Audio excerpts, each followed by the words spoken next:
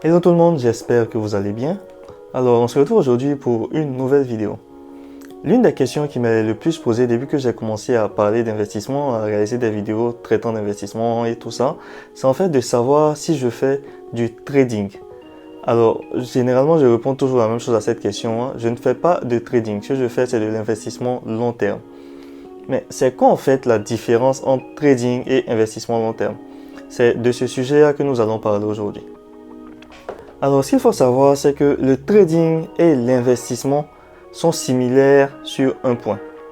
Que vous soyez trader ou investisseur, vous allez toujours placer de l'argent sur des instruments financiers. Alors, c'est quoi des instruments financiers? Ça va être des actions, des obligations, des ETF et j'en passe. Donc, dans le fond, c'est exactement la même chose. Par contre, la principale différence entre trading et investissement va en fait se situer dans la forme. Donc la principale différence déjà, ça va être au niveau de la durée de vos investissements. Comme j'ai dit précédemment, que vous soyez trader ou que vous soyez investisseur, dans les deux cas, vous investissez sur des instruments financiers. Le trading va s'apparenter à de l'investissement à court ou moyen terme, tandis que l'investissement long terme, comme son nom l'indique, ça va en fait être sur du long terme. Donc par long terme, on entend en moyenne entre 5 et 10 ans, voire même souvent plus. Ça peut même être le projet de toute une vie en réalité. Si on prend par exemple le cas de Warren Buffett qui lui a commencé à investir à 19 ans, on se rend compte qu'effectivement, investir peut être le projet de toute une vie. Alors comme j'ai dit, l'investissement long terme, ça va être sur une plus longue durée, 5, 10 ans, voire 20 ans ou même plus. Le trading par contre, ce sera sur une durée à court, voire à moyen terme. Alors pourquoi à court voire à moyen terme? Déjà, ce qu'il faut savoir, c'est qu'il existe différents types de trading. On distingue en fait trois types de trading en fonction de la durée de vos placements. Vous allez avoir ce qu'on appelle le scalping, qui est le type de trading avec la plus courte durée de placement. Lorsque vous allez faire du scalping, vous allez faire des allers-retours très rapides sur les marchés afin d'engranger des profits, donc de profiter de la haute volatilité. Lorsque vous allez faire du scalping, vous allez faire des allers-retours très rapides sur le marché afin d'engranger des profits et de profiter de la haute volatilité des marchés. Donc, lorsque vous faites du trading, vous allez laisser vos positions ouvertes en moyenne entre 2-3 minutes. Enfin, vos positions en tout cas ne vont pas rester ouvertes pendant très longtemps. Le second type de trading, c'est celui-là que je faisais du temps où j'étais trader, c'est de l'intraday. Donc, lorsque vous allez faire de l'intraday, vous allez ouvrir une ou plusieurs positions que vous allez clôturer avant la fin de la séance du jour. Donc, ce qu'il faut savoir, c'est que les marchés ouvrent à une certaine heure et ferment à une autre heure. Donc, en fonction du marché sur lequel vous allez investir, que ce soit le marché allemand, le marché américain ou le marché européen, vous allez ouvrir une ou plusieurs positions sur ces différents marchés que vous allez clôturer avant la fin de la séance, comme j'ai dit.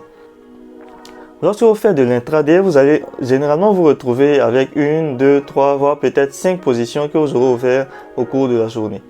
Par contre, lorsque vous faites du scalping, vous pouvez vous retrouver avec souvent une vingtaine, voire même une cinquantaine de positions que vous aurez ouvertes durant la même journée, vu que vous allez faire des allers-retours très rapides sur le marché.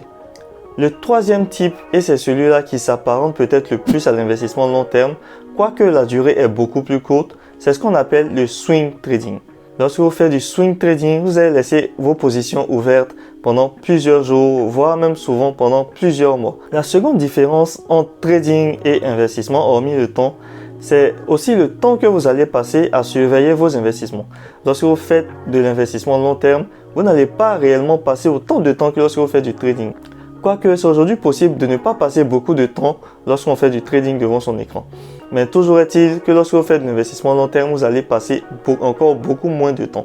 Donc, comme j'ai dit précédemment, lorsque je définissais les différents types de trading, lorsque vous faites du trading, vous cherchez à profiter de la haute volatilité des marchés. Donc, si vous faites de l'intraday ou du scalping, vous allez devoir rester devant vos écrans à surveiller vos différentes positions et éventuellement utiliser ce qu'on appelle de l'analyse technique afin de pouvoir déterminer si oui ou non le marché part dans votre direction ou alors si vous êtes perdant sur vos différentes positions et limiter les dégâts et donc couper vos pertes.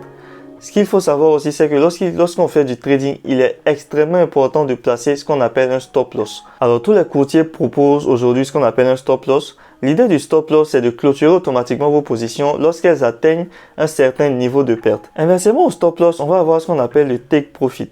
Le take profit va fonctionner plus ou moins comme le stop loss, sauf que le take profit va vous permettre de récupérer vos profits une fois que vos positions auront atteint un certain point que vous aurez vous-même réglé, un certain point que vous aurez vous-même prédéterminé.